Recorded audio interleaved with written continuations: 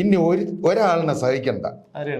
നമുക്ക് ഇടയ്ക്കിടയ്ക്ക് പിന്നെ അവിടെ നിന്ന് ഫ്ലൈറ്റിൽ വന്നിറങ്ങും, എയർപോർട്ടിൽ ചെന്നിട്ട് പത്രക്കാരെടുത്ത് എന്തെങ്കിലും കണവണാന്ന് പറയും, അടുത്ത വണ്ടിക്ക് തിരിച്ചു കയറിപ്പോവും. സഹമന്ത്രി ആയിരുന്നു എന്നൊക്കെയാണ് പറച്ചില്. നമ്മുടെ അതും എന്തായാലും ഒഴിഞ്ഞു കിട്ടി. ഇളമരം കരീം ഒരു ലോക തോൽവിയാണ് ഇപ്പൊ നടന്നത്. ലോക തോൽവിയാണ്. ആയിക്കോട്ടെ, അടുത്തൊരു ഇലക്ഷൻ വരുമ്പോഴും മത്സരിക്കും. ഈ കേരളത്തിലെ ജനങ്ങൾ, അതായത് ഞാൻ എടുത്തു തന്നെ പറയുന്നു, മുസ്ലിം ജനവിഭാഗം അവരെത്രത്തോളം അവർക്ക് അവരുടെ മുന്നിൽ രാഷ്ട്രീയമോ അല്ലെങ്കിൽ മറ്റൊന്നുമില്ല. അവരുടെ മുന്നിലുള്ളത് മതം മാത്രമാണ്. ജനം യഥാർത്ഥത്തിൽ ഈ കമ്മ്യൂണിസ്റ്റിനെ വെറുത്തു. അതുകൊണ്ടാണല്ലോ ഇതേപോലത്തെ പാടുകൾ ജയിച്ചു വരുന്നത്. പിന്നെ ഒരാളുടെ കാര്യം കൂടെ ചോദിക്കാനുണ്ട് കേട്ടോ. അത് BJP കനൽ തരികയാണ്, കെ സുരേന്ദ്രൻ. അങ്ങനെ അയാളിപ്പോ എവിടെ ഉണ്ടെന്നുള്ളത് ഫണ്ട് മതി. പിന്നെ 4-5 മരപ്പട്ടികൾ ഇന്നലെ ആത്മഹത്യ എന്ന് പറഞ്ഞിട്ട് ആണോ? കാരണം അവരെ പിടിച്ച് ഇവന്മാര് ചിഹ്നമാക്കുമെന്ന് വിചാരിച്ചിട്ടേ അവര് വലിയ ആവേശത്തിലാണ്. അവസാനമായിട്ട് അടുത്ത് കാണാൻ ഇന്നും കൂടെ ഉള്ളൂ. നിങ്ങൾ അതുകൊണ്ട് അടുത്ത് കാണുകയും ഒന്ന് തൊട്ടൊക്കെ നോക്കിക്കൊള്ളണം. ഇനി അടുത്ത 5 വർഷം തീരദേശവാസികൾ നിമിത്തം 5 വർഷം കൂടെ തിരുവനന്തപുരം പാഴായി. കെ ശൈലജ, പിന്നെ നമ്മുടെ തോമസ് ഐസക്ക്, ഇങ്ങനെയുള്ള പിന്നെ ജയരാജൻ, ഇങ്ങനെയുള്ള ആളുകളെ എങ്ങനെ പിന്നെ ഒതുക്കാം, ഇവരെ എങ്ങനെ ഇല്ലാതാക്കാം, അതാണ് ഉദ്ദേശം. അത് കൃത്യമായിട്ട് ഒരാൾക്ക് തോന്നി, അത് പുള്ളി കൃത്യമായിട്ട് നടത്തുകയും ചെയ്തു. നമ്മുടെ അനിൽ ആന്റണി എന്തായി? അനിൽ ആന്റണി എന്തായി? ജയിക്കുന്നൊക്കെയാണ് പറഞ്ഞത്. ജയിക്കുമെന്നാണ് പറഞ്ഞത്. ഈ കേരളത്തിലേ ഇല്ലാത്തൊരു മനുഷ്യൻ, വേറൊരാളുടെ കൂടെ പെട്ടിയും തൂക്കിക്കൊണ്ട് മാത്രം നടന്നുകൊണ്ടിരുന്ന ഒരു മനുഷ്യൻ. അതെ, വൻ ഭൂരിപക്ഷത്തോടു കൂടി തരൂര് ജയിച്ചു, KC വേണുഗോപാൽ ജയിച്ചു. അപ്പൊ അങ്ങനെ വന്ന് നമ്മൾ ചിന്തിച്ചു നോക്കുകയാണെന്നുണ്ടെങ്കിൽ ഇനിയും ഇവിടെ പിണറായി തന്നെ വരും. നമസ്കാരം ചേട്ടാ, ഇപ്പോഴാണ് ഒരു സമാധാനമായത്. എന്താ ഇന്ത്യ ഉണ്ടല്ലോ. മെനഞ്ഞാന്ന് ഞാൻ എന്തുമാത്രം ദുഃഖത്തിലായിരുന്നു നിങ്ങൾക്ക് അറിയാമോ? ഇന്ത്യ ഉണ്ട്. കാരണം ഇടതില്ലെങ്കിൽ ഇന്ത്യ ഇല്ലെന്നായിരുന്നു. അപ്പം ഇന്ത്യ ഉണ്ട്. അപ്പൊ അത് ഒരു സമാധാനമായി. ഇനി നമുക്ക് അതേക്കുറിച്ച് താത്വികമായിട്ടുള്ള ഒരു അവലോകനത്തിന്റെ ആവശ്യമില്ല. മനസ്സിലായോ? ഇതെല്ലാം ഒരു റാഡിക്കലായിട്ടുള്ള ഒരു മാറ്റമല്ല. അത് ആദ്യം നിങ്ങൾ മനസ്സിലാക്കണം. റാഡിക്കലായിട്ടുള്ള ഒരു മാറ്റമല്ല. ഈ എന്താണ്, വർഗീയ ശക്തികളും പ്രതിക്രിയാവാദികളും തമ്മിലുള്ള ഒരു അന്തർധാര സജീവമായതിന്റെ അടിസ്ഥാനത്തിലാണ് ഇപ്പൊ ഇത്തരത്തിലൊരു പ്രചാരണങ്ങളൊക്കെ നടന്നു. അതായത് അവർ തമ്മിൽ പിന്നെ പ്രഥമ ദൃഷ്ട്യ അകൽച്ചയിലാണെങ്കിലും പ്രഥമ ദൃഷ്ട്യ അവർ തമ്മിൽ അകൽച്ചയിലായിരുന്നു. പക്ഷെ അവരുടെ അന്തർധാര സജീവമായിരുന്നു. അങ്ങനെ പറ്റിയതാ. സജീവമായി ഇപ്പോ രംഗത്ത് വന്നിട്ടുണ്ട്. അപ്പോ പിന്നെ ഇന്ത്യ ഉണ്ട്. അത് തന്നെ നമ്മുടെ ഇന്ത്യക്കാർക്ക് എല്ലാവർക്കും ഒരു ആശ്വാസമാണ്, ആശ്വാസവും ആനന്ദവുമാണ്. പിന്നെ കേരളത്തിലെ ഒരു എന്താണ് തെരഞ്ഞെടുപ്പ് ഫലം എടുത്തു നോക്കിയാൽ നമുക്കറിയാം, വളരെ സന്തോഷിപ്പിക്കുന്ന ഒരു വിജയമാണ് ഉണ്ടായിരിക്കുന്നത്. 2 കാര്യങ്ങളുണ്ട്. ഒന്ന്, BJPക്ക് അക്കൗണ്ട് തുറക്കാൻ പറ്റി എന്ന് പറഞ്ഞാൽ ഞാനൊരു BJPക്കാരനായത് കൊണ്ടാണെന്ന് ധരിച്ചാലും എനിക്ക് പ്രശ്നമില്ല, പറഞ്ഞാലും പ്രശ്നമില്ല. പക്ഷേ ഈ ഇന്നലെ ഈ മുരളീധരനും EP ജയരാജനും AK ബാലനും K സുധാകരനും ഒക്കെ പറഞ്ഞൊരു കാര്യം എന്ന് പറഞ്ഞാൽ, ഇവിടെ EP ജയരാജൻ പറഞ്ഞത് BJP അക്കൗണ്ട് തുറക്കുകയാണെങ്കിൽ അത് കോൺഗ്രസിന്റെ കുറ്റം കൊണ്ടാണ്. മുരളീധരൻ പറഞ്ഞത് അങ്ങനെയാണെങ്കിൽ അത് BJPയുടെ ഇടതുപക്ഷത്തിന്റെ കുറ്റം കൊണ്ടാണ്. മുരളീധരൻ വേറൊരു കാര്യം കൂടെ പറഞ്ഞു. എന്താണ്? അക്കൗണ്ട് തുറക്കും ഏതെങ്കിലും ബാങ്കിലായിരിക്കുമോ? ബാങ്കിൽ. അപ്പൊ ഇത്തരത്തിലാണ് ഇവർ തമ്മിൽ ഈ ഇടതും വലതും പറയുന്നത്. അത് കേരളത്തിൽ താമര. കാരണം ദേശീയ പാർട്ടിയായ BJP 2ാമത്തെ തവണയാണ്, 3ാമത്തെ തവണയാണ് ഇന്ത്യ ഭരിക്കാൻ പോകുന്നത്. ആ ഇന്ത്യ ഭരിക്കാൻ പോകുന്ന ഒരു പാർട്ടിയെ ഇവരിങ്ങനെ നിസ്സാരവൽക്കരിച്ച്, ഒരു പ്രതിപക്ഷ ബഹുമാനം വേണമല്ലോ, ഒരു നിസ്സാരവൽക്കരിച്ച് കാണുന്നത് ശരിയല്ല. കാരണം മുരളീധരന്റെ അഹങ്കാരം, അച്ഛന്റെ ആസനത്തിൽ തഴമ്പുണ്ട്, ആനപ്പുറത്തിരുന്നത് കൊണ്ട് തഴമ്പുണ്ടെന്ന് കരുതി മുരളീധരന്റെ ആസനത്തിൽ തഴമ്പുണ്ടാകണം എന്നില്ലല്ലോ. അപ്പോൾ ഇതിൽ ഏറ്റവും വലിയൊരു കാര്യം എന്ന് പറഞ്ഞാൽ, ഏറ്റവും കൂടുതൽ തോൽവി ഏറ്റുവാങ്ങേണ്ടി വന്ന ഒരു നേതാവാണ് ഈ പറയുന്ന K മുരളീധരൻ. കൂടെ ആയപ്പോ 7ാമത്തെ തവണയാണ് അയാൾ തോറ്റത്. ഇന്നലെ ഇരുന്ന് പറഞ്ഞു മുട്ടയുടെ ഷേപ്പില് വട്ടപൂജ്യമാവുന്നൊക്കെയാണ് ഇന്നലെയും പറഞ്ഞത്. അപ്പൊ അങ്ങനെ 7ാമത്തെ തവണയാണ് മുരളീധരൻ തോറ്റത്. അത് റെക്കോർഡാണ് കേരളത്തിന്റെ രാഷ്ട്രീയ തെരഞ്ഞെടുപ്പ് ചരിത്രത്തിൽ റെക്കോർഡ് ആണ് 7 തവണ തോൽക്കുക എന്നുള്ളത്. അത് മാത്രമല്ല, കെ കരുണാകരന്റെ മക്കളെ പോലെ വഞ്ചകരായിട്ടുള്ള മക്കൾ കേരളത്തിലെ ഒരു രാഷ്ട്രീയക്കാർക്കുമില്ല. ഈ പറയുന്ന മുരളീധരൻ NCP-യിലേക്ക് ചാടിയതാണ്. അവിടെ നിന്നാണ് വീണ്ടും തിരിച്ച് കോൺഗ്രസിലേക്ക് വന്നത്. പത്മജ വേണുഗോപാൽ ഇപ്പോൾ BJP-യിലാണ്. അപ്പോൾ അതാണ്, സ്ഥാനമാനങ്ങൾക്ക് വേണ്ടി എന്തും ചെയ്യാനും എന്ത് വിട്ടുവീഴ്ചകൾ ചെയ്യാനും എന്ത് നിലപാടുകൾ മാറ്റാനും തയ്യാറുള്ളവരാണ് ലീഡറുടെ മക്കൾ എന്ന് തന്നെ നമുക്ക് പറയേണ്ടി വരും. അപ്പോൾ എനിക്കത് ഒട്ടും ഇഷ്ടപ്പെടാത്തൊരു കാര്യം ഈ മുരളീധരൻ്റെ ഈ അഹങ്കാരം, ഭയങ്കരമായിട്ടുള്ള ഒരു അഹങ്കാരം. കാരണം ഈ ആമയുടെയും മുയലിൻ്റെയും കഥ പോലെയാണ് ഓർമ്മ വരുന്നത്. കാരണം ഇവര് ഈ ആമയും മുതലിന്റെയും കഥ അറിയാം നമുക്ക്. പിന്നെ എന്താണ് പറയും, ഓട്ട മത്സരമല്ലേ? ഓട്ട മത്സരം. അപ്പൊ ഓട്ടത്തില് മുയലിനൊരു വിചാരമുണ്ട്. കാരണം മുയൽ ഞാൻ എത്ര ഓടിയാലും 1-2 ചാട്ടം ചാടി കഴിഞ്ഞാൽ ഞാൻ വിജയിക്കും. ആമ പതുക്കെയല്ലേ പോകും. പക്ഷെ പാതി വഴിയിൽ ചെന്ന് കിടന്ന് മുയൽ ഉറങ്ങി. ഈ മുയൽ ഉറങ്ങിയത് കൊണ്ടാണ് ആമ നൈസായിട്ട് കയറിപ്പോയതും 1ാം സ്ഥാനത്തെത്തിയതും. ഇതേ സംഭവമാണ് മുമ്പ് ഈ കഴിഞ്ഞ നിയമസഭാ തെരഞ്ഞെടുപ്പിൽ അരുവിക്കര മണ്ഡലത്തിൽ നടന്നത്. കാരണം അതൊരു കോൺഗ്രസിന്റെ കോട്ടയാണ്. കാരണം ഈ കാർത്തികേയൻ 3 തവണ ജയിച്ചു. അത് കഴിഞ്ഞ് അദ്ദേഹത്തിന്റെ ഉപതെരഞ്ഞെടുപ്പിൽ ശബരിനാഥ് വന്നു. അപ്പൊ അങ്ങനെയൊക്കെ വന്നപ്പോൾ ശബരിനാഥിനൊരു ഇത് തോന്നി. കാരണം എന്ന് വെച്ചാൽ ഇനിയിപ്പം ഇത് ഞങ്ങളുടെ കോട്ടയാണല്ലോ, ഇപ്പൊ എന്ത് ചെയ്താലും ഞങ്ങൾ ജയിക്കും. എന്ത് ചെയ്തു, അദ്ദേഹം ഒരു ചെറിയ ഒരു ഉഴപ്പ് കാണിച്ചു. അതിന് പകരമായി ഇപ്പൊ എന്താണ്, ജി സ്റ്റീഫൻ അവിടെ ജയിച്ചു. LDF സ്ഥാനാർത്ഥി ജി സ്റ്റീഫൻ ജയിച്ചു. ഇനി അടുത്ത തവണ ഇവർക്ക് കിട്ടുന്ന കാര്യം സംശയമാണ്, UDF-ന് കിട്ടുന്ന കാര്യം. അപ്പോൾ നമ്മൾ പറഞ്ഞു വന്നത് ഈ ഇവരുടെ ഇത്ര അഹങ്കാരം, അപ്പം അത് ഒരിക്കലും അത് പാടില്ല, നിസ്സാരവൽക്കരിച്ചുകൊണ്ട് പാടില്ല. കാരണം ഇതുവരെ നമ്മളിപ്പോൾ ഈ ഇത് ചർച്ച ചെയ്യുമ്പോൾ 75,000 വോട്ടിന് മുകളിലാണ് സുരേഷ് ഗോപിയുടെ ലീഡ് നില. അപ്പം നിങ്ങൾക്ക് ഇതേക്കുറിച്ച് എന്താണ് പറയാനുള്ളത്? എനിക്ക് പുള്ളി ജയിച്ചതിൽ സന്തോഷമുണ്ട്. അല്ല, നിങ്ങൾ അതല്ല ഞാൻ ചോദിച്ചത്.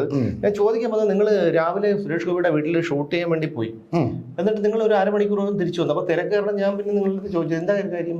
ഞാൻ ചെന്നപ്പോ ഞാൻ വിചാരിച്ചു ഈ 1-ാം തീയതിക്ക് തലേ ദിവസം ബിവറേജിലുള്ള തിരക്കുണ്ടല്ലോ, എനിക്ക് സ്ഥലം മാറിപ്പോയെന്നോ ഒരു സംശയം ഉണ്ടായിരുന്നു. ചെന്നപ്പോൾ ചാനൽ സുഹൃത്തുക്കളൊക്കെ ഉണ്ട്.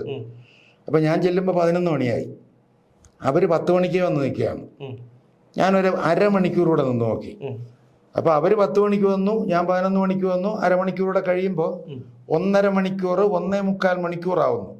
ഈ സമയം അത്രയും ഈ പൊരി വെയിലത്ത് ഈ ചാനൽ ക്യാമറാമാന്മാരും റിപ്പോർട്ടേഴ്സും ഈ സുരേഷ് ഗോപിയുടെ വീടിന്റെ നടയിൽ ഇങ്ങനെ വായും പൊളിച്ച് നിൽക്കുകയാണ്. വെള്ളം കുടിക്കാൻ പോലും നിവൃത്തിയില്ല. കടയില്ലല്ലോ, ആ ഭാഗത്ത് കടയൊന്നുമില്ല. എന്ന് വെച്ച് കഴിഞ്ഞാൽ പുള്ളി വിചാരിച്ചു അവരാവശ്യമല്ലേ കാത്തു നിന്ന്. ഒരു തെറ്റായ ഒരു നടപടിയാണ്. നമ്മുടെ വീടിന്റെ മുമ്പിൽ, നമ്മൾ എത്ര വലിയവനായിരുന്നാലും വീടിന്റെ മുമ്പിൽ ഒരാൾ വന്ന് നിൽക്കുമ്പോൾ, അല്ലെങ്കിൽ ഇതുപോലൊരു സന്ദർഭത്തിൽ അദ്ദേഹം വോട്ടെണ്ണിക്കൊണ്ടിരിക്കുകയാണ്, അതിൻ്റെതായ ആദി സുരേഷ് ഗോപിക്ക് ഉണ്ടാവാം. പക്ഷെ അങ്ങനെയാണെങ്കിൽ പോലും ഇറങ്ങി വന്ന മാധ്യമങ്ങളോട്, കാരണം മാധ്യമങ്ങൾ ഇന്ന് സുരേഷ് ഗോപി വിജയിക്കുന്നുണ്ടെങ്കിൽ അതിന്റെ വലിയൊരു പങ്ക് മാധ്യമങ്ങളും കൂടെ വഹിച്ചിട്ടാണല്ലോ. അത്ര തീർച്ചയായും അദ്ദേഹത്തിന് വന്നിട്ട് അത് പറയാമായിരുന്നു. തിരഞ്ഞെടുപ്പിന് മുമ്പ് ഈ പിന്നെ ജാടയും കാര്യങ്ങളൊന്നും ഇല്ലായിരുന്നു എന്നാണ് എന്റെ തോന്നല്. അല്ല, ജാടയുടെ കാര്യമല്ല പറഞ്ഞത്. പക്ഷെ അദ്ദേഹം ചിലപ്പോൾ അദ്ദേഹത്തിന് ഒരു ഭയം ഉണ്ടായിരിക്കാം. കാരണം നമുക്കായിരുന്നാലും ഉണ്ടാവും. പിന്നെ എന്ത് ഉൾഭയമാണെങ്കിലും പുറത്ത് ഒരാളല്ല, 2 പേരല്ല, 20 പേരല്ല, അത്രയും ആളുകൾ വന്ന് നിൽക്കുമ്പോഴേ ഒന്ന് പുറത്തിറങ്ങി വന്നിട്ട് മുത്തു തൊഴിഞ്ഞു പോകും. അത് ശരിയാണ്. ഞാനൊരു അരമണിക്കൂർ നിന്നു, ഞാൻ എനിക്ക് പോന്നു. അത്രേ ഉള്ളൂ. എനിക്ക് അവിടെ നിന്ന് കാത്തു നിന്ന് എടുക്കാൻ വേണ്ടി എന്റെ മച്ചമ്പിയൊന്നും അല്ലല്ലോ. അല്ല, അത് ശരിയായ ഒരു നടപടിയല്ല കേട്ടോ. കാരണം എന്ന് വെച്ച് കഴിഞ്ഞാൽ ഈ ഇത്രയും മാധ്യമങ്ങൾ വന്ന് നിൽക്കുമ്പോൾ നമ്മളൊന്ന് വീട് ഒന്ന് ഇറങ്ങി, ഞാനിപ്പോൾ ഇതുപോലെ പിരിമുറുക്കത്തിലാണ്, മാന്യമായിട്ട് പുറത്ത് ഇറങ്ങി വന്നിട്ട് നിങ്ങളൊന്ന് പോയിട്ട് ഇത്ര മണിക്ക് വരും, അപ്പൊ നമുക്കത് അറിയാം എന്ന് പറയുമ്പോൾ അവരുടെ ജോലി നോക്കി പോയേനെ. പിന്നെ സംശയം തോന്നും. പിന്നെ ഞാൻ പറയുന്നത് വെച്ചാൽ ഇതിപ്പോ ആരായിരുന്നാലും ശരിയാ, ഞങ്ങൾ ബഹിഷ്കരിക്കുക, അത്രേ ഉള്ളൂ. ശരി അല്ല, ഞാൻ അങ്ങനെ ചെയ്യുള്ളൂ. ഇനി എത്ര കൊടിയേറ്റിയവരാണെങ്കിലും അവര് പറയുന്നതിനും 5 മിനിറ്റ് മുമ്പ് നമ്മൾ അവിടെ എത്തും. പിന്നെ അവിടെ ചെന്നിട്ട് നമ്മൾ വേഴാമ്പലിനെ പോലെ ക്യാമറയൊക്കെ ഓൺ ചെയ്ത് ട്രൈപോഡൊക്കെ സെറ്റ് ചെയ്ത് മൈക്കെല്ലാം റെഡിയാക്കി ഇങ്ങനെ ഇവരെ കാത്തു നിൽക്കാൻ വേണ്ടിയേ. അതിനേക്കാളും ആ സമയം ഉണ്ടെന്നുണ്ടെങ്കില് വേറെ വല്ല പണിക്ക് പോയി കഴിഞ്ഞാൽ 1000 രൂപ കയ്യിൽ കിട്ടും. അല്ല, വേറെ ജോലി ചെയ്യല്ലേ, നമുക്ക് ഇവിടെ എന്തെല്ലാം ജോലികൾ ബാക്കി കിടക്കും. പിന്നല്ലാതെ ഒരു അപമാനിക്കുന്നതിന് തുല്യമല്ലേ ഇത്രയും ആൾക്കാരെ വന്നിട്ട് മാന്യമായിട്ട് പുറത്തിറങ്ങി വന്നിട്ട് അദ്ദേഹത്തിന് ഇത്രയും കാശ് മുടക്കി ഇത്രയും ഒരു പിരിമുറുക്കം ഒക്കെ ഉണ്ടാവും. അപ്പൊ തീർച്ചയായിട്ടും എന്തോന്ന് പിരിമുറുക്കം? ഒരു പിരിമുറുക്കവും ഇല്ല. അല്ല അത് ഉണ്ടാവില്ല ഒരു പിരിമുറുക്കവും ഇല്ല. തോന്നുന്നതാണ്. അങ്ങനെയൊന്നും അല്ല. ഇതിനെ പിരിമുറുക്കമൊന്നല്ല. ഇതിനെ കൃത്യമായിട്ട് പറയേണ്ടത് ഞാൻ നമുക്ക് തൽക്കാലം നമുക്ക് ഇവിടെ പറയണ്ട, നമുക്ക് രഹസ്യമായിട്ട് പറയാം. മാച്ചുകള ഞാൻ ചാപ്റ്ററെ വിട്ടു. അപ്പം ഇനി ഒരു കാര്യമുണ്ട്, ഇങ്ങാരുടെ ബൈറ്റ് എടുക്കാനെന്നോ ഇങ്ങാരുടെ ഇന്റർവ്യൂ എടുക്കാനെന്നോ പറഞ്ഞ് എൻ്റെ അടുത്ത് പറയരുത്, ഞാൻ പോവില്ല. ശരി നിങ്ങൾ പോണ്ട. ഇനി വേറെ വല്ല കാര്യം ഇനി അല്ല, അതെനിക്ക് നിങ്ങളോട് ചോദിക്കണം. നിങ്ങളൊരു പൊതുപ്രവർത്തകനും രാഷ്ട്രീയ നിരീക്ഷകനും. ഞാൻ പൊതുപ്രവർത്തകനായതിന്റെ പേരിലാണ് ഈ പൊതുപ്രവർത്തക രംഗത്ത് ഇവരെ പോലെയുള്ളവരെ എനിക്ക് മനസ്സിലാക്കാൻ പറ്റിയത്. ഈ പൊതുപ്രവർത്തന രംഗത്ത് ഞാൻ എവിടെ നിന്നെന്നാണ് പറയണത്? അല്ല, നിങ്ങൾ ഈ പൊതുപ്രവർത്തന രംഗത്ത് കഴിഞ്ഞ കുറെ കാലങ്ങളായിട്ട് നിറഞ്ഞിരിക്കുന്ന ഒരു വ്യക്തിത്വമല്ലേ? ആണ്, പല രീതിയിലും രാഷ്ട്രീയ നിരീക്ഷകനാണ്. പിന്നെ അതേപോലെ തന്നെ എന്നെ പല പാർട്ടിക്കാരും ക്ഷണിച്ചു അവരുടെ സ്ഥാനാർത്ഥിയാവാൻ വേണ്ടി. എനിക്ക് അതിലൊന്നും താല്പര്യമില്ലാത്തതുകൊണ്ടാണ്. അല്ല, അപ്പം അത് അവിടെ നിൽക്കട്ടെ. പക്ഷെ നിങ്ങളിപ്പോ ഒരു പൊതുപ്രവർത്തകനായ ഒരു നിലയ്ക്ക് ഞാൻ നിങ്ങൾ ചോദിക്കുകയാണ്. ഇവിടെ പിന്നെ തിരുവനന്തപുരത്ത് മണ്ഡലത്തിൽ ആദ്യം ലീഡ് ചെയ്തത് രാജീവ് ചന്ദ്രശേഖർ ആയിരുന്നെങ്കിലും ഇപ്പോൾ രണ്ടാമത് ഇപ്പോൾ ലീഡ് ചെയ്ത് നിൽക്കുന്നത് ശശി തരൂരാണ്. അപ്പൊ നമ്മൾ ശശി തരൂരിനെ കുറിച്ച് ജനങ്ങൾ പറയുന്നത് മുഴുവൻ നമ്മൾ കേട്ടു. നമ്മൾ മുമ്പോട്ടൊക്കെ നമ്മൾ പലരോട് സംസാരിക്കുമ്പോഴും നമ്മൾ തിരുവനന്തപുരത്ത് ജീവിക്കുന്നവരാണ്. അറിയാം ഇയാൾ എന്തൊക്കെയാണ് ചെയ്തത്. കഴിഞ്ഞ 3 തവണയായിട്ട് MP ആയിട്ടിരുന്നുകൊണ്ട് യാതൊരു കാര്യങ്ങളും ചെയ്യാതെ ഈ പറയുന്ന അദ്ദേഹത്തിന്റെ ഓഫീസ് പോലും, MP-യുടെ ഓഫീസ് പോലും അടച്ചിട്ട് ഈ ഇലക്ഷൻ ഡിക്ലെയർ ചെയ്തതിന് ശേഷം മാത്രമാണ് ആ ഓഫീസ് തുറന്ന് തുടച്ച് വൃത്തിയാക്കി വന്നു തുടങ്ങിയത്. ഇവിടുത്തെ പിന്നെ എന്താണ് വികസനങ്ങളെ കുറിച്ച് പറ. എന്തെങ്കിലും വികസനങ്ങൾ ഈ ശശി തരൂർ നടത്തിയിട്ടുണ്ടോ? ഇന്നോ നാളെയോ പുള്ളിയെ കണ്ടോളാം തിരുവനന്തപുരത്തേക്ക്. മനുഷ്യരാണ് സംഭവമാണ്. അവസാനമായിട്ട് അടുത്ത് കാണാൻ ഇന്നും കൂടെ ഉള്ളൂ. നിങ്ങൾ അതുകൊണ്ട് അടുത്ത് കാണുകയും ഒന്ന് തൊട്ടൊക്കെ നോക്കിക്കോളണം. ഇനി അടുത്ത 5 വർഷം നമ്മുടെ ഇന്ന് ഞാൻ വേറൊരു പോസ്റ്റ് ചെയ്തിട്ടുണ്ട്. അത് പുള്ളി പറഞ്ഞത് സത്യമാണ്. അതായത് പിന്നെ തീരദേശവാസികൾ നിമിത്തം 5 വർഷം കൂടെ തിരുവനന്തപുരം പാഴായി. അത് ശരി. ആര് പറഞ്ഞത്? SK ജയകുമാർ എന്നും പറഞ്ഞ നെയ്യാറ്റിൻകരയുള്ള എൻ്റെ ഏറ്റവും അടുത്തൊരു സുഹൃത്താണ്. പുള്ളിയുടെ ഫേസ്ബുക്ക് പോസ്റ്റാണ്. അല്ല തീർച്ചയായിട്ടും 5 വർഷം കൂടി പാഴായി. കാരണം ഞാൻ പറയുന്നത് ഈ ജനങ്ങൾ രാഷ്ട്രീയം നമുക്ക് മാറ്റിവെക്കാം. ഒരു കാര്യത്തിൽ സന്തോഷമുണ്ട്. ഈ 19 സീറ്റ് അതിലിപ്പോൾ നമ്മൾ നോക്കുമ്പോൾ നമ്മളിപ്പോൾ ഇതിപ്പോൾ സമയത്തായി മണി 5 ആകാൻ പോകുന്നതേ ഉള്ളൂ. നമ്മളിപ്പോൾ ഷൂട്ട് ചെയ്യുന്നു. അപ്പോൾ ആറ്റിങ്ങൽ മണ്ഡലത്തിലെ ഫലം കൂടി, കാരണം 1500 പിന്നെ വോട്ടുകൾക്ക് ലീഡ് ചെയ്യുകയാണ് വി ജോയ്. കഴിഞ്ഞ പ്രാവശ്യം പറഞ്ഞത് കനൽ ഒരു തരി, അത് ആരിഫായിരുന്നു. ഇപ്പൊ കനൽ 2 തരി വരുമോ? 2 തരി വരാനുള്ള അത് നമുക്ക് അറിയാൻ പറ്റില്ലല്ലോ. ഇപ്പൊ നമ്മളിപ്പോ ഷൂട്ട് ചെയ്യാണ്. ഇപ്പൊ മണി ഇപ്പോ 5 ആവാൻ പോകുന്നേ ഉള്ളൂ. അപ്പൊ നമുക്ക് 4:45 ആയതേ ഉള്ളൂ. നമുക്ക് അറിയാൻ പറ്റില്ല. എന്തായിരുന്നാലും അത് പോട്ടെ, അവിടെ നിൽക്കട്ടെ. പക്ഷേ ഈ ഇവരെ പ്രമുഖരായിട്ടുള്ള ഇവരുടെ കുറെ നേതാക്കന്മാരുണ്ടല്ലോ. ആരാണ്? പിന്നെ ഇളമരം കരീം, ശൈലജ. അല്ല, അതിൽ ഞാൻ ഒരു ഉദാഹരണം പറഞ്ഞുതരാം. ചില സ്റ്റാറായിട്ട് നിൽക്കുന്ന കുറച്ച് ആളുകളുണ്ടല്ലോ. കെ ശൈലജ, പിന്നെ നമ്മുടെ തോമസ് ഐസക്ക്, ഇങ്ങനെയുള്ള പിന്നെ ജയരാജൻ, ഇങ്ങനെയുള്ള ആളുകളെ എങ്ങനെ പിന്നെ ഒതുക്കാം, ഇവരെ എങ്ങനെ ഇല്ലാതാക്കാം, അതാണ് ഉദ്ദേശം. അത് കൃത്യമായിട്ട് ഒരാൾക്ക് തോന്നി, അത് പുള്ളി കൃത്യമായിട്ട് നടത്തുകയും ചെയ്തു. അല്ല അത് ശരിയാണ്. കാരണം എന്ന് വെച്ചാൽ ഇതില് നമ്മൾ ഈ ഇടതുപക്ഷ നേതാക്കന്മാരുടെ കാര്യം തന്നെ, സ്ഥാനാർത്ഥികളുടെ കാര്യം തന്നെ എടുത്തു കഴിഞ്ഞാൽ അറിയാൻ പറ്റും. അവരുടെ ഭയങ്കരമായിട്ടുള്ള ജനരോഷമാണ് അവരുടെ അത് നമ്മുടെ ഈ ഫലത്തിൽ പ്രതിഫലിക്കുന്നുണ്ട്. ഈ തെരഞ്ഞെടുപ്പ് ഫലത്തിൽ പ്രതിഫലിക്കുന്നുണ്ട്. കാരണം എത്ര ഇതിലാണ്. കാരണം നമ്മുടെ കൊല്ലം മണ്ഡലം എടുത്താൽ പോലും NK പ്രേമചന്ദ്രൻ വൻ വിജയമാണ് നേടി, വൻ ഭൂരിപക്ഷത്തിലാണ് ജയിച്ചിരിക്കുന്നത്. പിന്നെ ബോധമുള്ള ജനങ്ങൾ അവിടെ അതാണ് പറഞ്ഞത്, മനസ്സിലായില്ലേ? പിന്നെ മറ്റൊരു കാര്യം എന്ന് പറഞ്ഞാൽ കൃഷ്ണകുമാർ നല്ലൊരു സ്ഥാനാർത്ഥിയായിരുന്നു. അദ്ദേഹത്തിന് ഒരുപാട് കാര്യങ്ങളൊക്കെ ചെയ്യണം എന്നൊക്കെ ആഗ്രഹമുള്ള ഒരു വ്യക്തിയായിരുന്നു. പക്ഷേ അദ്ദേഹത്തിന് പറ്റിയൊരു പ്രശ്നം എന്ന് പറഞ്ഞാൽ അവസാന നിമിഷമാണ് അദ്ദേഹത്തിനെ കൊണ്ടുവന്ന് അവിടെ സ്ഥാനാർത്ഥിയാക്കിയത്. എന്നിട്ടും അദ്ദേഹത്തിന് വോട്ട് പിടിച്ചു. 1 ലക്ഷത്തിന് മുകളിൽ വോട്ട് അദ്ദേഹം പിടിച്ചു. കൃഷ്ണകുമാറൊക്കെയാണ് വന്നിരുന്നതെങ്കിൽ ഇപ്പം NK പ്രേമചന്ദ്രൻ കഴിഞ്ഞ തവണ വന്നു. ഞാൻ ചോദിച്ചോട്ടെ, എല്ലാവരോടും വളരെ സൗമ്യമായി സംസാരിക്കുകയും അല്ലെങ്കിൽ പിന്നെ എന്താണ് നന്നായി പ്രസംഗിക്കുകയും ഒക്കെ ചെയ്യുന്ന ഒരാളെ കൊണ്ട് അത് മാത്രമാണ് ചെയ്യുന്നത്, വികസനങ്ങൾ കൊണ്ടുവരുന്നില്ല. അങ്ങനെയുള്ള ഒരാളിനെ കൊണ്ട് എന്താണ് ഗുണം? ഒരു ക്ലീൻ ഇമേജ് ഉള്ള ഒരാളെ, ക്ലീൻ ഇമേജ് ആയിക്കോട്ടെ, എന്താണ് ഗുണം? ഒരു ഗുണവുമില്ല. പക്ഷേ മറിച്ച് ഈ പറയുന്ന തിരുവനന്തപുരത്തായിരുന്നാലും ശരി, കൊല്ലത്തായിരുന്നാലും ശരി, രാജീവ് ചന്ദ്രശേഖരോ കൃഷ്ണകുമാറോ വന്നിരുന്നെങ്കിൽ ഇത് മാറിയേനെ. രാജീവ് ചന്ദ്രശേഖരനെ സംബന്ധിച്ചിടത്തോളം അഴിമതിയുടെ ആവശ്യമില്ല. ഇപ്പൊ ശശി തരൂർ അഴിമതി നടത്തി എന്ന് പറയുന്നില്ല.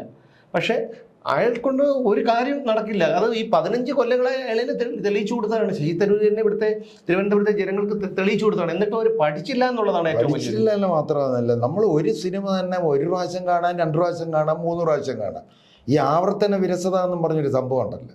എന്തെങ്കിലും ഒരു കാര്യം ചെയ്തിട്ടുള്ള ഒരാള് വീണ്ടും വന്ന് നമ്മളവിടെ പാർട്ടി നോക്കേണ്ട കാര്യമേ. ഒരു പാർട്ടി അല്ല, നമ്മളെ പാർട്ടി അല്ല പറയുന്നത്. എങ്കിൽ പിന്നെ നമുക്ക് ഇപ്പോ നമ്മുടെ ഒരു വികസനവും ഒരു കേരളത്തിൽ ചെയ്യരുത്. ചെയ്യുന്ന അല്ല, കേരളത്തിലല്ല, തിരുവനന്തപുരത്ത് ചെയ്യാത്ത. കാരണം ഇവർ വെള്ളം കെട്ടി കിടന്ന് കഴിയും കാലോട്ട് അടിക്കണം. കാരണം അല്ല, ഞാൻ പറഞ്ഞ ഒരു കാര്യം ആലോചിച്ചു. ഒരു 1, 2, 3 പെണ്ണ് കെട്ടിയ ഒരാള്, ഒരു ഭാര്യ ദുരൂഹ സാഹചര്യത്തിൽ മരിച്ചു. പിന്നെ ഇയാൾക്കെന്ന് പറഞ്ഞു കഴിഞ്ഞാൽ ഒരു തെരഞ്ഞെടുപ്പ് എടുക്കുമ്പോൾ വന്ന് ഓട്ടോറിക്ഷ ചാടി കയറുക, സവാള വടയും ഏതെങ്കിലും തട്ടുകട കയറി സവാള വടയും ഉഴുന്നുവടയും തിന്നുക, സെൽഫി എടുക്കുക. ഇതിൽ കവിഞ്ഞ് എന്താണ് ശശി തരൂർ ചെയ്യുന്ന? എന്തോ വിശ്വപൗരൻ എന്നാണ് പറയുന്നത്. എന്താണ് ഈ വിശ്വപൗരൻ? എനിക്ക് മനസ്സിലാവുന്നില്ല. വിശ്വപൗരൻ ഇയാളാരെ? എന്ത് വിശ്വപൗരൻ? വിശ്വപൗരൻ എന്ന് പറഞ്ഞു കഴിഞ്ഞാൽ ഇനിയിപ്പോ ഈ ഏറ്റവും കൂടുതൽ വോട്ട് കിട്ടിയ സ്ഥലത്തൊക്കെ ഉണ്ടല്ലോ, ഈ പിന്നെ 0 വോൾട്ട് ബൾബ് കിടക്കുന്ന പോസ്റ്റിലെല്ലാം ഇനിയിപ്പം മറ്റേ ഇത് കൂടിയ വോൾട്ടുള്ള ബൾബൊക്കെ ഇടും. അങ്ങനെ അത് ഇട്ട് കഴിയുമ്പം അവർക്കെല്ലാം സന്തോഷമാവും. പിന്നെ വീണ്ടും അടുത്ത ഇയാൾ തന്നെ വരുമായിരിക്കും. അല്ല, വരട്ടെ. എന്തായാലും ഇത് പുള്ളി ഇനി മത്സരിക്കുന്നില്ല, ഈ മത്സരത്തോടു കൂടി മത്സരം അവസാനിപ്പിക്കണം എന്നൊക്കെയാണ് പറഞ്ഞത്. എന്ന് പറച്ചില്ലല്ലേ, ആ സമയമാകുമ്പോ ഒരു തരിപ്പ് വരും. പിന്നെ അതുണ്ടാവും. ഈ മദ്യപിക്കുന്നവർക്ക് രാവിലെ കഴിച്ച് 2 കഴിച്ചില്ലെങ്കിൽ കൈവിറക്കുമെന്ന് പറഞ്ഞു. അതുപോലെ ഈ ഇലക്ഷൻ ടൈം ആവുമ്പോഴത്തേക്ക് ഈ പറഞ്ഞ ഇളമരം കരിയുമ്പോ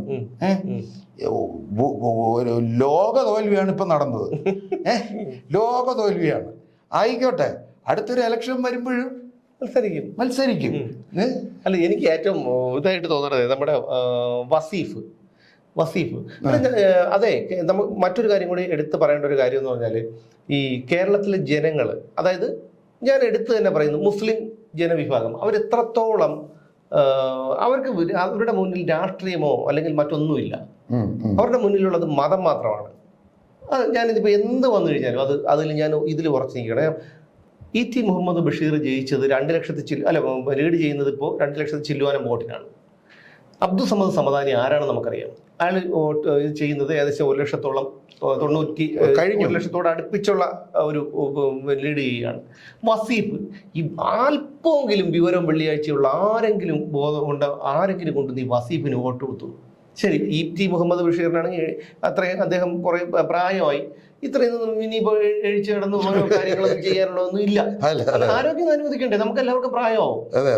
അതേപോലെ സമദാനി നല്ലൊരു പ്രഭാഷകനാണെന്നൊക്കെ പറയുന്നു. പക്ഷെ അങ്ങനെ ചെയ്ത് കൂട്ടി വെച്ചിട്ടുള്ള എന്താണെന്നൊക്കെ എല്ലാവർക്കും അറിയാം. പക്ഷെ അതിനെ കുറിച്ച് വേണ്ടി കഴിഞ്ഞാൽ വർഗീയവാദിയാകും. ഞാൻ പറഞ്ഞു വന്നത് വേറൊന്നുമല്ല, അവരുടെ ഈ വോട്ടിന്റെ ഇതെന്ന് പറഞ്ഞാൽ അവർ എപ്പോഴും മതത്തിനെ കുറിച്ച് മാത്രമാണ് ചിന്തിക്കുന്നത്. അവരുടെ മുന്നിൽ വേറെ ഒന്നുമില്ല, പിന്നെ മതമല്ലാതെ വേറെ ഒന്നുമില്ല.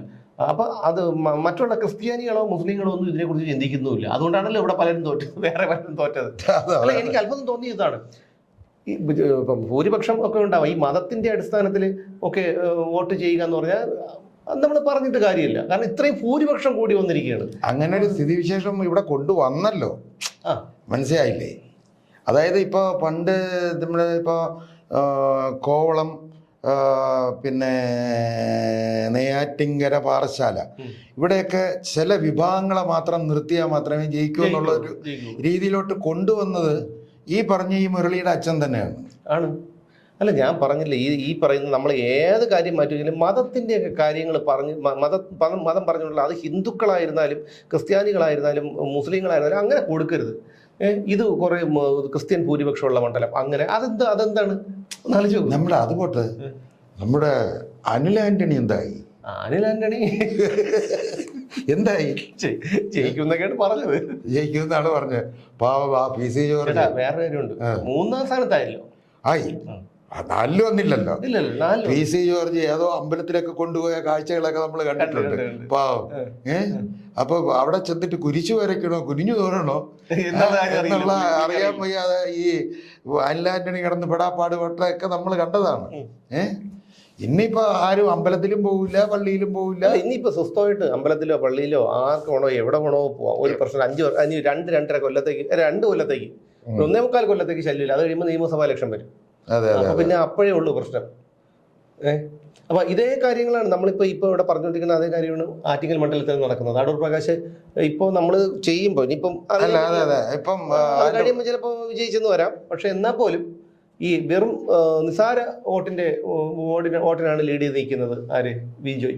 ഞാൻ അതൊന്നും അല്ലാതെ ഈ കേരളത്തിലേ ഇല്ലാത്തൊരു മനുഷ്യൻ വേറൊരാളുടെ കൂടെ പെട്ടിയും തൂക്കിക്കൊണ്ട് മാത്രം നടന്നുകൊണ്ടിരുന്ന ഒരു മനുഷ്യൻ. അതെ, വൻ ഭൂരിപക്ഷത്തോടു കൂടി ആലപ്പുഴയിൽ നിന്ന് ജയിച്ചെന്ന് പറഞ്ഞു കഴിഞ്ഞാൽ ഞാനും വിചാരിക്കണ അതാണ് കേട്ടെ.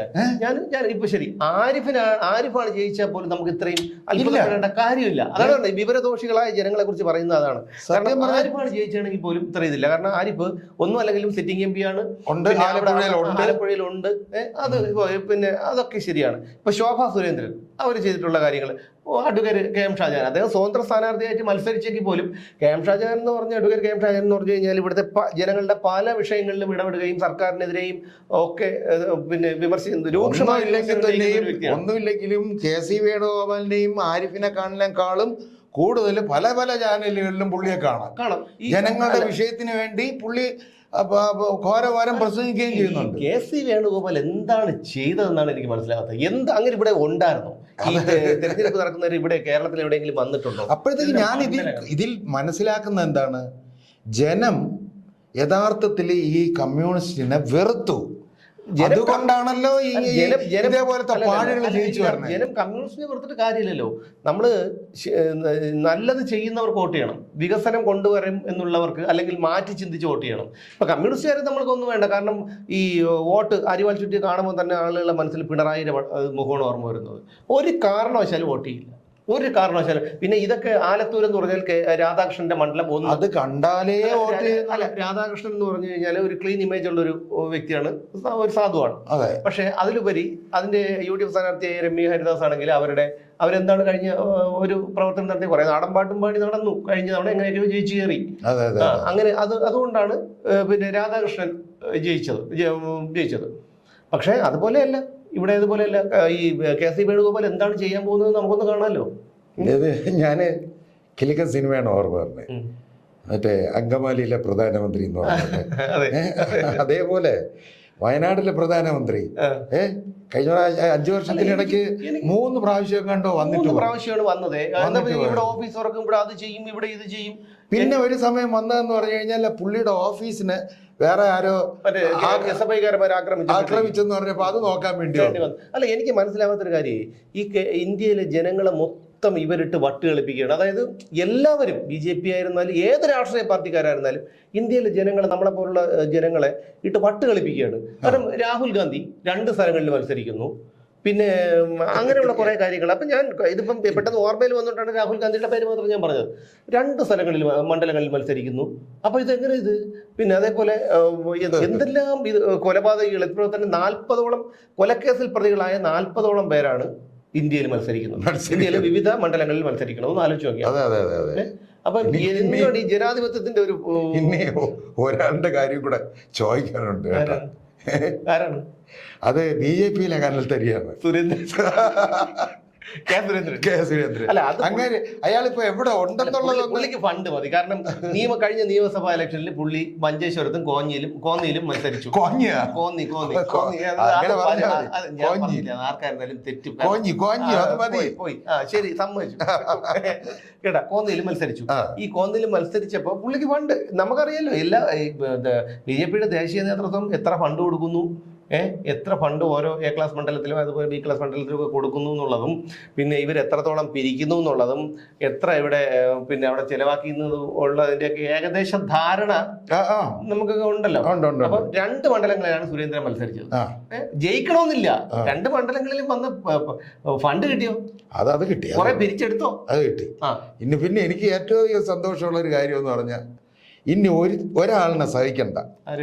നമുക്ക് ഇടയ്ക്കിടയ്ക്ക് പിന്നെ അവിടെ നിന്ന് ഫ്ലൈറ്റിൽ വന്നിറങ്ങും, എയർപോർട്ടിൽ ചെന്നിട്ട് പത്രക്കാരെടുത്ത് എന്തെങ്കിലും കണവണമെന്ന് പറയും, അടുത്ത വണ്ടിക്ക് തിരിച്ചു കയറി പോകും.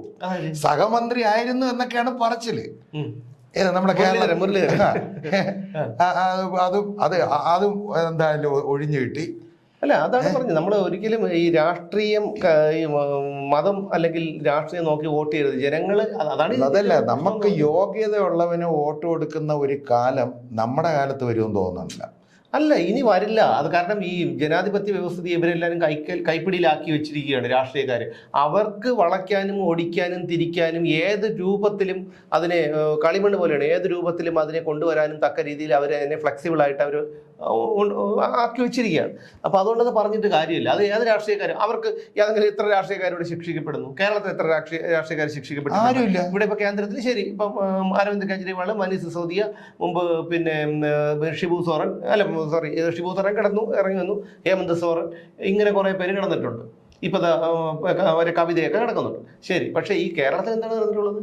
അതുപോലെ അവർക്ക് യഥാർത്ഥത്തിൽ ജനപ്രതിനിധികൾക്കാണ് അധിക പരിരക്ഷ കൊടുക്കേണ്ടാത്തത്. അതെ അതെ. കാരണം ഇവർ ജനങ്ങളുടെ വോട്ട് കൊണ്ട് ജയിക്കുന്നു, ജനങ്ങളുടെ പണം കൊണ്ട് ഉണ്ണുന്നു, ഉറങ്ങുന്നു, അവരുടെ ചെലവുകളെല്ലാം ജനങ്ങളുടെ ചിലവുണ്ട്. അപ്പം അങ്ങനെയുള്ളവർക്ക് എന്തിനാണ് അധിക നിയമപരിരക്ഷ കൊടുക്കുന്നത്? ഞാൻ പറയുന്നത് അവരത്രയ്ക്ക് അങ്ങ് സുഖിക്കണം എന്ന് എനിക്ക് പറയാനില്ല. ഇപ്പൊ സിനിമാ നടന്മാര്, ഇപ്പൊ മമ്മൂട്ടി, എല്ലാവരും പറയുന്നു മമ്മൂട്ടി മോഹൻലാലൊക്കെ ഭയങ്കരമായിട്ട് സുഖിക്കുകയാണ്. അവർക്ക് ജനമധ്യത്തിൽ ഇറങ്ങാൻ പറ്റുമോ? ഇറങ്ങിക്കഴിഞ്ഞാൽ അവിടെ തോണ്ടി ഇവിടെ തോണ്ടി അവർക്ക് സ്വസ്ഥമായിട്ട് പോകാൻ പറ്റും. ഇനി രാഷ്ട്രീയക്കാരി കാര്യം പറഞ്ഞിട്ട് സ്വസ്ഥമായിട്ട് ഒരു 2 എണ്ണം അടിക്കാൻ പറ്റുമോ? അത് വീട്ടിൽ വെച്ച് അടിച്ചുവിടുക, അല്ലെങ്കിൽ ഹോട്ടലിൽ പോയി കഴിഞ്ഞാൽ. അങ്ങനെയൊന്നുമില്ല, പറ്റൂല. കാര്യം എന്നറിയാം, ഞാനാണ് ഒരു രാഷ്ട്രീയ എപ്പോഴാണ് മൈക്ക് കൊണ്ട് ഇവര് വരണം എന്ന് പറയാൻ നോക്കില്ല. അതാണ് പറഞ്ഞത്, കപടത്തിൽ നിന്നുണ്ട്. ഞാനൊരു രാഷ്ട്രീയക്കാരനെന്ന് ഇരിക്കട്ടെ, നിങ്ങളൊരു എക്സാമ്പിൾ. ഞാൻ ഏറ്റവും വെറുക്കുന്നതാണ് രാഷ്ട്രീയം. ഞാൻ ഒരിക്കലും ഒരു രാഷ്ട്രീയക്കാരനാവാൻ ആഗ്രഹിക്കുന്നില്ല. റോഡിൽ തുണി പിരിച്ചിട്ട് ഇരുന്ന് തെണ്ടി കഴിഞ്ഞാലും ഞാനൊരു രാഷ്ട്രീയക്കാരനാവാൻ ഞാൻ ഇഷ്ടപ്പെടുന്നില്ല. എനിക്ക് താല്പര്യമില്ല. വേണ്ട വേണ്ട വേണ്ട നിർബന്ധിച്ചാലോ? എങ്ങനെ എന്തായാലും വേണ്ട. അപ്പോൾ ഞാൻ പറഞ്ഞത് ഈ പിന്നെ ഞാനൊരു രാഷ്ട്രീയക്കാരനാണ്, അല്ലെങ്കിൽ ഞാനൊരു ഇതേപോലെ ഒരു തെരഞ്ഞെടുപ്പിൽ മത്സരിക്കുന്നു എന്നിരിക്കട്ടെ. തെരഞ്ഞെടുപ്പിൽ എനിക്ക് വെള്ളമടിക്കണം തോന്നി കഴിഞ്ഞാൽ ഞാൻ മേടിക്കും. അതിന് ഏത് പത്രക്കാരൻ ഞാൻ പറയാം, ഞാൻ പോണേൻ്റെ വർക്കേ വരാൻ പറഞ്ഞു. അത് ഒരു മനുഷ്യൻ, അതാണ് കപടത എന്ന് പറയുന്നത്. ഞാൻ ഇതെല്ലാം ചെയ്യും, പക്ഷെ ഇതെല്ലാം മറച്ചു വേണം. നമ്മൾ മറയ്ക്കേണ്ട ചില കാര്യങ്ങളൊക്കെ മറച്ചു വെച്ച് തന്നെയാണ്. പക്ഷെ അതല്ലാതെ ചെയ്യേണ്ടായിരുന്നു. ഇപ്പോഴും ഞാൻ പോകുമല്ലോ, ഇപ്പോഴും എനിക്കൊരു എന്താണ്, എനിക്ക് എവിടെയാണോ പോകാനുള്ള ഞാൻ പോകും. ആണല്ലേ? അത് എനിക്ക് ആരെയും പേടിക്കേണ്ട കാര്യമില്ലല്ലോ. കാരണം പിന്നെ നമ്മളെന്തിനു പേടിക്കണം? ഇപ്പൊ പലർക്കും പേടിയാണ്. ഇപ്പൊ എന്താണ്, ഒരു ബാറിലോട്ട് കയറുമ്പോഴേ, അല്ലെങ്കിൽ അങ്ങോട്ട് കയറുമ്പോൾ ഒരു ബിയർ പാർലോട്ട് കയറുമ്പോഴത്തേക്ക് അത് പേടിയാണ് പലർക്കും. ഇപ്പൊ ഇത് പറയുമ്പോഴത്തേക്കും പലർക്കും തോന്നുന്നു അയ്യോ ഇതാണെന്ന്. പക്ഷെ ഞാൻ അങ്ങനെയല്ല, വല്ലപ്പോഴും നമ്മളൊരു ബിയർ കഴിക്കുക. ഇപ്പോഴൊന്നും അല്ല, മുമ്പുള്ള കാര്യം പറയുന്നത്. ഇപ്പൊ പിന്നെ അങ്ങനെ എനിക്ക് ആ പേടിയൊന്നുമില്ല. ഇല്ല, നിങ്ങൾക്കില്ല. ഞാൻ പറഞ്ഞു, നിങ്ങൾക്ക് വണ്ടയില്ലല്ലോ. വണ്ടയില്ല. ഞാൻ മുമ്പ് ഒരു ദിവസം ഞാൻ നമ്മുടെ നാട്ടില് ഏറ്റവും അധികം ബഹുമാനിക്കപ്പെടുന്ന ഒരാള്. അപ്പൊ ഞാൻ ഒരു സ്ഥലത്ത് സത്യം പറയാം 2 എണ്ണം അടിക്കാൻ തന്നെ പോയത്. അവിടെ കയറിയപ്പോഴത്തേക്ക് ഇങ്ങേര് അവിടെ നിന്ന് ഇറങ്ങി വരുന്നു. മോശമല്ലേ, നമ്മൾ ചേട്ടാ എന്ന് വിളിക്കുന്ന ഒരാള്. ഞാൻ പതുക്കെ അങ്ങ് മാറി. അപ്പൊ ഇദ്ദേഹം എന്ത് ചെയ്തു, എന്നെ കണ്ടു. ആ അധികാരത്തില് ഓടി വന്നിട്ട് എൻ്റെ അടുത്ത് ചോദിക്കാന്ന്, എന്തോടാ എന്തിനിവിടെ വന്ന്? ഞാൻ പറഞ്ഞു വെള്ളം അടിക്കാൻ വന്നു. വരി 2 എണ്ണം വാങ്ങിച്ചു തരാം. അപ്പൊ അങ്ങനെ ആ ബഹുമാനം അങ്ങനല്ലേ ഇല്ലാതായില്ല. അപ്പൊ എനിക്കിപ്പോ ഇല്ല, ആ ഒരു ഏർപ്പാടില്ല. അല്ല, ഞാൻ പറഞ്ഞു തോന്നാണ്, നമ്മൾ എങ്ങനെ ആയിരിക്കണോ അങ്ങനെ ആയിരിക്കണം. നമ്മൾ ദേഷ്യം വരുമ്പോൾ ദേഷ്യം പ്രകടിപ്പിക്കണം, സങ്കടം വരുമ്പോൾ സങ്കടം പ്രകടിപ്പിക്കണം, അതാണ് മനുഷ്യൻ. സന്തോഷം പ്രകടിപ്പിക്കണം, വഴക്ക് പറയേണ്ടവനെ വഴക്ക് പറഞ്ഞിരിക്കണം. അതാണ് ഞാൻ പറഞ്ഞില്ലേ. അപ്പൊ നമ്മളിപ്പോ ഞാൻ അങ്ങനെയാണ്, എനിക്ക് ബീർ കഴിക്കണോ? ഇന്നലെ ഞാൻ വണ്ടിയും കൊണ്ട് പോയപ്പോഴത്തേക്ക് ഒരു 18-20 വയസ്സ് വരും. അയ്യോ, അത് പറഞ്ഞപ്പോഴാണ് ബീർ കഴിക്കുന്നത്. 18-20 വയസ്സാവും. അപ്പം നടന്നു പോകാനുള്ള സ്ഥലമില്ല, വണ്ടി വളരെ ഇതിലായിട്ട് പോവുകയാണ്. അപ്പം എൻ്റെ ബൈക്കിൻ്റെ ഫ്രണ്ടിൽ കൂടെ ഈ 2 പയ്യന്മാർ ഇങ്ങനെ കിടത്തിയൊക്കെ വരണ ഒരു ഏർപ്പാടുണ്ടല്ലോ, നേരെ വന്ന് അങ്ങ് ക്യൂ എന്ന് പറഞ്ഞ് നിൽക്കുകയാണ്. അപ്പം ഞാൻ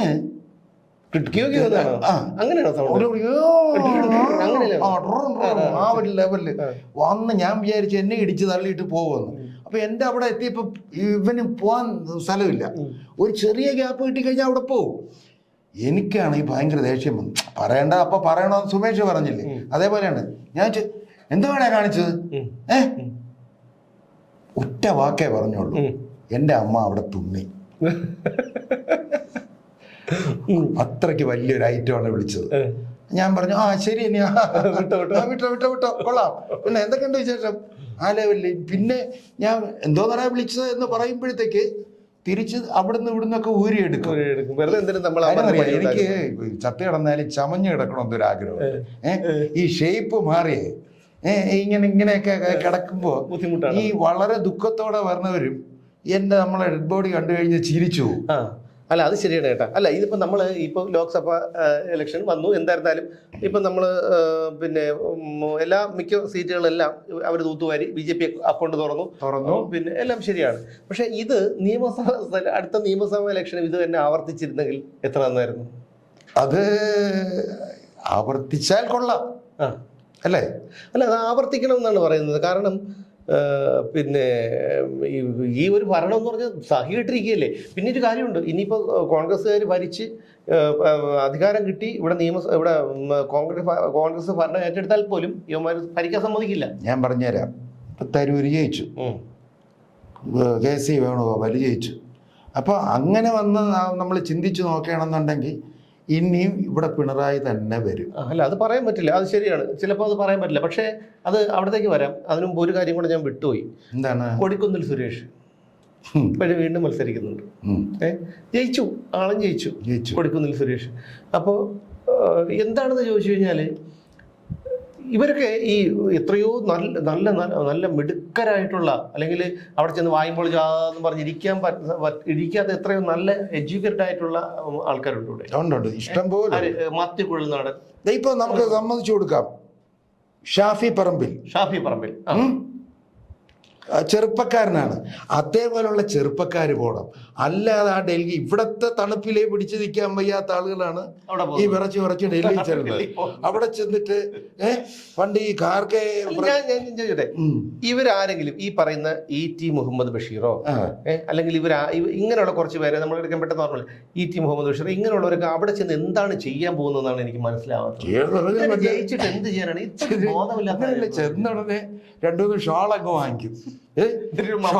ഒരു മങ്കി ക്യാപ്പ് ഷോള് വാങ്ങിച്ച് പൊതച്ച് ഒരു മങ്കി ക്യാപ്പ് ഇട്ട് ഇതല്ലാതെ വേറെ ഞാൻ നോക്കിയിട്ട് ഇവരെ കൊണ്ട് ഒരു പ്രയോജനമില്ല. അല്ല അതാണ് ഞാനും ആലോചിക്കുന്നത്. കാരണം അദ്ദേഹം വിദ്യാഭ്യാസ മന്ത്രിയായിരുന്ന സമയത്തൊക്കെ നല്ല കാര്യങ്ങൾ ചെയ്തു. നമുക്ക് ഞാൻ പഠിക്കുന്ന സമയത്ത് അദ്ദേഹം വിദ്യാഭ്യാസ മന്ത്രിയാണ്, നമുക്കൊക്കെ അവധിയൊക്കെ തന്നിട്ടുണ്ട്. അതോടുകൂടി സുമേഷിന്റെ ഭാവി തീർന്നു അല്ലേ? 10 അക്ഷരം പഠിച്ചാ അല്ല ഞാനിപ്പോ ഉന്നതങ്ങളിൽ എത്തിയില്ല ഈ പറഞ്ഞ ചില്ലറ കളിയോ കളിക്കണ.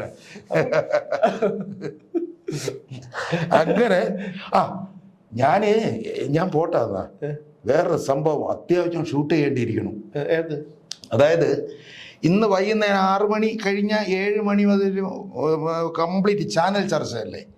അപ്പൊ അത് കഴിക്കാനുള്ള പുട്ട് വാളയാർ ചെക്ക് പോസ്റ്റ് കടന്ന് ഇങ്ങനെ വന്നോണ്ടിരിക്കുകയാണ്.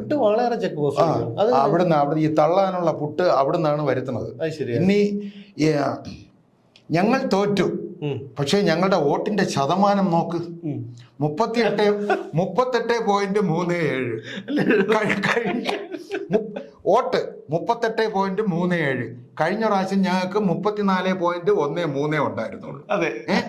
അതേപോലെ മറ്റവൻ കഴിഞ്ഞ പ്രാവശ്യം പിടിച്ച എത്ര? 42.13. ഇനി ഈ ചർച്ച ഇതെല്ലാം കഴിഞ്ഞിട്ട് വേറൊരു ഡയലോഗുണ്ട്. തീരെ ഉത്തരം മുട്ടുമ്പോ പഠിച്ചിട്ട് പറയാം. അല്ല ഇപ്പൊ അതില്ല. ഞങ്ങൾ തോറ്റെങ്കിൽ തോറ്റത് ഞങ്ങളല്ല, നിങ്ങളാണ്. നിങ്ങൾ വിചാരിക്കും ഞങ്ങളാണ് തോറ്റതെന്ന്. എന്നാൽ അങ്ങനെയല്ല, നിങ്ങളാണ് തോറ്റത്. മറ്റേ അയാൾ പറഞ്ഞ പോലെ നിങ്ങളെ ഞാൻ കാണുമ്പോൾ അതിൽ നിങ്ങളില്ല, പക്ഷെ നിങ്ങളെ ഞാൻ കാണുന്നു, എന്നാൽ നിങ്ങൾ എന്നെ കാണുന്നില്ല. എന്ത് സാധനമാണ് എങ്കിൽ ഞാനും അതിന് 2 അടിച്ചത്. കാര്യം എന്നറിയാം, നമുക്ക് ഒരുപാട് കാര്യങ്ങൾ കിട്ടിയനെ. സുമേഷിനെ ഞാൻ കാണുന്നു, പക്ഷെ സുമേഷ് എന്നെ കാണുന്നില്ല. എന്നാൽ സുമേഷിനെ ഞാൻ കാണുമ്പോൾ സുമേഷിന്റെ വീട്ടുകാരും എന്നെ കാണുന്നില്ല, പക്ഷെ ഞാൻ മൊത്തത്തിൽ സുമേഷിനെ കാണുന്നു. ഞാൻ സുമേഷിനെ കാണുമ്പോൾ എനിക്കതല്ല സത്യമായിട്ട് ഞാനെങ്ങനെയാണ് ആ വേദിയിൽ ഉണ്ടായിരുന്നെങ്കിൽ പോടാന്ന് പറഞ്ഞു. സത്യം അയാളല്ല, ഇനി ആരായിരുന്നാലും ചേട്ടാ ഒന്ന് ആലോചിച്ച് നോക്കും. ഇതേപോലെ ഒരു വേദിയിൽ കയറിയിട്ട് ഇത്ര ആൾക്കാരിരിക്കും. ഞാൻ പറഞ്ഞോട്ടെ, ഇത്ര ആൾക്കാരിരിക്കുമ്പോൾ ഒരു വേദി കയറിയിട്ട് ഇതേപോലെ പറയുമ്പോ ഇതിന്റെ മുമ്പിൽ വായും പൊളിച്ചാന്ന് പറഞ്ഞിരിക്കണം. കൈയടിക്കാൻ ഇവന്റെ അടുത്തൊക്കെ ഈ കൈയടിക്കണം ചോദിക്കണമാരുടെ എടാ നിനക്ക് എന്താണ് പറഞ്ഞത് മനസ്സിലായ ഞാനാണെങ്കിലേ എന്ന് ചോദിച്ചാൽ അറിഞ്ഞൂടാ. ഞാനാണെങ്കിൽ അതേ ടോണിൽ തന്നെ ചോദിക്കും. നിങ്ങൾ ഇവിടെ നിൽക്കുന്നത് ഞാൻ കാണുന്നുണ്ട്, പക്ഷെ നിങ്ങൾ എന്നെ കാണുന്നില്ല. പക്ഷെ എൻ്റെ അടി ചിലപ്പോൾ നിങ്ങളുടെ കവാലത്തിൽ കിട്ടും, അത് നിങ്ങൾ അറിയില്ല. അല്ല അതല്ല എന്താ പറയുക, ഞാൻ അങ്ങനെ ആ വേദിയിൽ ഉണ്ടായിരുന്നെങ്കിൽ തീർച്ചയായിട്ടും ഞാൻ ഇറങ്ങി ചെന്നേ. ഒന്നുകിൽ മൈക്ക് ഓഫ് ചെയ്യാൻ ഇറങ്ങിപ്പോ. കാരണം എന്ന് വെച്ചാൽ ഇപ്പൊ നമ്മളിപ്പോ വേദിയിൽ ചെന്നെങ്കിൽ അങ്ങനെ ഇവർക്ക് എന്തെങ്കിലും ഇത് നടത്തണമെന്നുണ്ടെങ്കിൽ സ്വകാര്യമായിട്ട് നടത്തണം. ഇവരിപ്പോ ഇതുപോലെ നടത്തുന്നുണ്ടെങ്കിൽ അതൊരു പബ്ലിക് ആയിട്ടുള്ള സ്ഥലത്തായിരിക്കുമല്ലോ. പബ്ലിക് ഒരു ഇവിടുത്തെ കേരളത്തിലെ ഒരു പൗരൻ, ഇന്ത്യയിലെ ഒരു പൗരൻ എന്നുള്ള നിലയിൽ എനിക്കും പോവാം. അപ്പൊ ഞാൻ കേട്ടോണ്ടിരുന്നിട്ട് ഞാൻ ചെന്ന് മൈക്കും വലിച്ചൂരി പിന്നെ വേണമെങ്കിൽ ചെവിയിൽ ഒരു കിഴുക്കും കൊടുത്തു വിട്ടേരെ. അത്ര ചേട്ടാ ഇത് കേട്ടോണ്ടിരിക്കുന്നതിന്റെ അല്ലെന്നുണ്ടെങ്കിൽ അവിടെ ചെന്ന് തടവിട്ട് അണ്ണ വരി ഒരു കാര്യമുണ്ട്, വരി എന്ന് പറഞ്ഞ് നേരെ ബാക്കിൽ കൊണ്ടുപോയിട്ട് നല്ല ഈ ഇതുണ്ട് നമ്മുടെ കേരള സർക്കാരിന്റെ ജവാന് ഒരു നല്ല ഗോലി സോഡ തന്നെ വേണം. ഗോലി സോഡ ടപ്പര പൊട്ടിച്ചിട്ട് ഒഴിച്ചങ്ങ് കൊടുത്തിട്ട് ഒരു പിടി ഞാൻ കഴിക്കില്ല, കഴിയണ അങ്ങോട്ട് വരട്ടണം. ഒരൊറ്റ വലിക്കും. വലിച്ചു കഴിഞ്ഞാൽ ഞാനിപ്പോ നിൽക്കുന്നത് നിങ്ങളെ കണ്ടുകൊണ്ട് തന്നെയാണ്. നിങ്ങൾക്ക് എന്നെ അറിയാം, എനിക്ക് നിങ്ങളെ അറിയാം. സത്യം പറഞ്ഞ ഇതേപോലത്തെ കുറെ പാഴുകളും എന്തെല്ലാം സഹിക്കണം സുമേഷ്. നമ്മള് ഒന്നും പറഞ്ഞിട്ട് കാര്യം, ഇവരെ കൊണ്ടുകൊണ്ട് നമുക്ക് കുറച്ച് ചിരിക്കാൻ സമയം കിട്ടത്തില്ല. ഇപ്പൊ മാത്രമല്ല ഇപ്പോഴത്തെ സിനിമ കാണാനും തോന്നൂല. അതെ, പണ്ടത്തെ സിനിമയൊക്കെ കണ്ട് നമ്മൾ ശീലിച്ചുകൊണ്ട് ഇപ്പോഴത്തെ സിനിമയൊന്നും കാണാൻ തോന്നില്ല. ഉള്ള വെളിവും കൂടെ പോകും.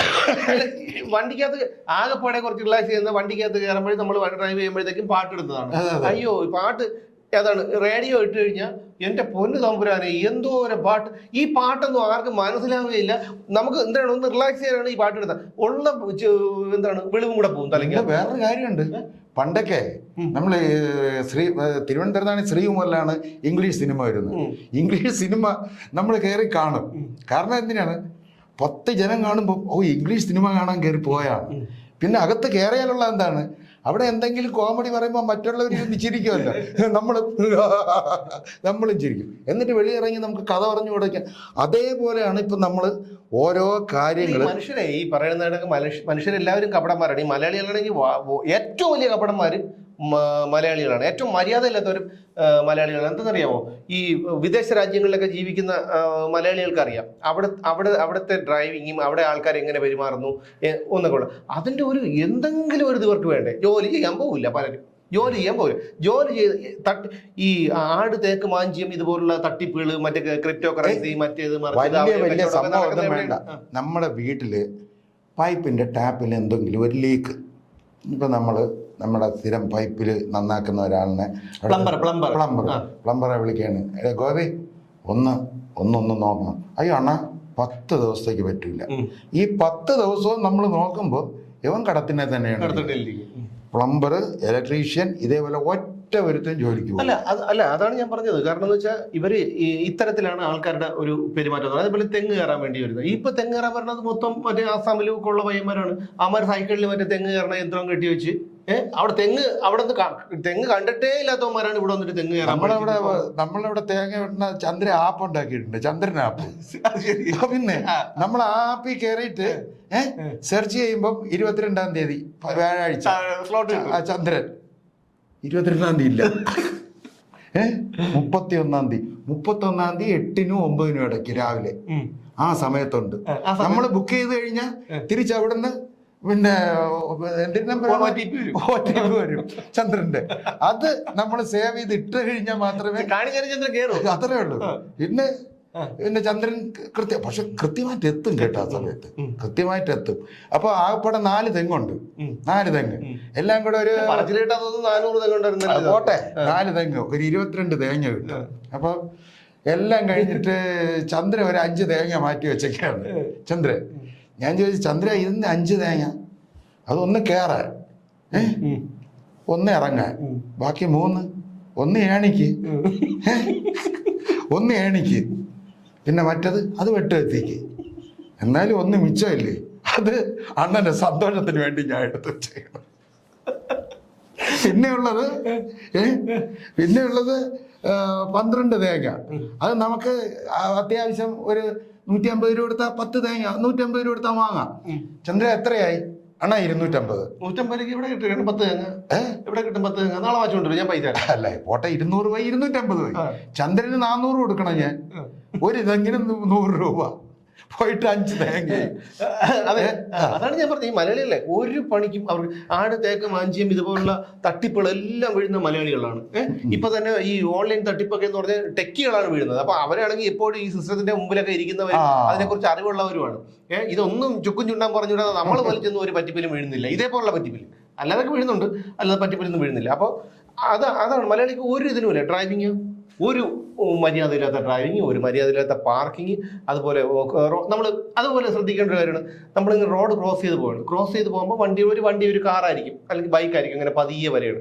നമ്മൾ ക്രോസ് ചെയ്യുന്നത് കണ്ട അപ്പോൾ ആക്സിഡന്റ് അപ്പോൾ അവന് സ്പീഡ് കൂട്ടിയില്ലെങ്കിൽ വലിയ ബുദ്ധിമുട്ടാണ്. പ്രേക്ഷകരോട് പറയാനുള്ളത്, നിങ്ങൾ രാവിലെ മുതൽ ഈ ഇലക്ഷന്റെ അവലോകനം പല ചാനലുകളിൽ കണ്ടുകൊണ്ടിരിക്കുകയാണ്. അതായത് 24-ൽ ശ്രീകണ്ഠൻ നായർ ഇടുന്ന അങ്ങോട്ട് ചാടുന്നു, ഇങ്ങോട്ട് ചാടുന്നു, ഇങ്ങനെ ശ്രീകണ്ഠൻ നായർ.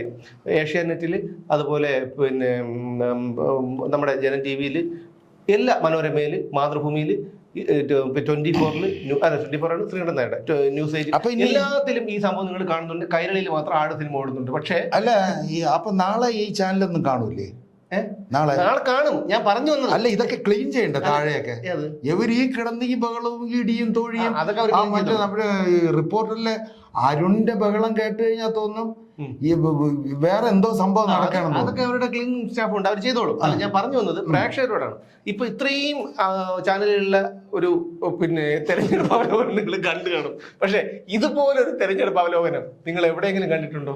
അങ്ങനെ കണ്ടു എന്ന് പറയണമെന്നുണ്ടെങ്കിൽ നാളെ വരെ നമ്മള് വീണ്ടും തുടങ്ങും. അതെ, അത്രേ ഉള്ളൂ. എന്തായാലും വീണ്ടും കാണാം. കാരണം ഞങ്ങൾ പറഞ്ഞിരുന്ന ഒരു കാര്യമില്ല. നിങ്ങൾ രാവിലെ മുതൽ മറ്റ് ചാനലുകളിൽ ഇത് വന്നുകൊണ്ടിരിക്കുന്നു. ഇനി നിങ്ങളിതെല്ലാം ഇനിയിപ്പോ നിങ്ങളടുത്ത് പറയാനുള്ളത്, ഇപ്പൊ നമ്മളെ കണ്ടതെന്ന് പറഞ്ഞാൽ ചിലപ്പോ നിങ്ങൾ നിസ്സാരമായിട്ട് കണക്കും. ഇനി ഭുജികളും രാഷ്ട്രീയ നിരീക്ഷകര്, രാഷ്ട്രീയ വിചക്ഷണന്മാര്, ഇവരെല്ലാം കൂടി ഒരു കാര്യത്തിൽ ആരുണ്ട്, ഈ പിന്നെ 4-5 മരപ്പട്ടികൾ ഇന്നലെ ആത്മഹത്യ എന്ന് പറഞ്ഞിട്ട് ആണോ? കാരണം അവരെ പിടിച്ച് ഇവന്മാര് ചിഹ്നമാക്കുമെന്ന് വിചാരിച്ചിട്ടേ അവര് വലിയ ആവേശത്തിലായിരുന്നു. അല്ലെന്നേ, അവരറിഞ്ഞ് നാണക്കേടുണ്ടോ? അവന്മാർക്ക് അതിൽ കൂടുതൽ നാണക്കേടുണ്ടോ? അങ്ങനെ അവര് മരിച്ചു, ആത്മഹത്യ എന്ന് പറഞ്ഞു. അപ്പൊ മരപ്പെട്ടി ഇനിയിപ്പോ സർക്കാരിനെതിരെ കേസ് എടുക്കുമോ? ഇല്ലില്ല, അതൊക്കെ സർക്കാരല്ലേ. അത് എടുത്താലും ഗൂഢാലോചനയില്ല, വിജിലൻസ് ഒക്കെ കേസ് അന്വേഷിച്ചൊക്കെ എഴുതിത്തള്ളു. ഇതിനേക്കാൾ വലിയ ഇത് വന്നിട്ട് നമ്മളെ പിണറായി സർക്കാർ പിടിച്ചിരിക്കുന്നത്. അപ്പൊ ഞാൻ പറഞ്ഞു വന്നത്, എല്ലാ ചാനലുകളിലും ഈ തെരഞ്ഞെടുപ്പ് അവലോകനം നടക്കുന്നു. കൈരളി TV-യിൽ മാത്രം ആട് സിനിമ ഓടുന്നു. അപ്പൊ ഞാൻ പറഞ്ഞു വന്നത്, ഇതുപോലുള്ള തെരഞ്ഞെടുപ്പ് അവലോകനം ഇത്ര ഗൗരവമായി ചർച്ച ചെയ്ത ഒരേ ഒരു ചാനൽ മാത്രമേ കാണുന്നുള്ളൂ, ഞങ്ങളുടെ DNA ചാനൽ, നിങ്ങളുടെ DNA ചാനൽ. എന്തായാലും നാളെ വീണ്ടും കാണാം. Bye bye.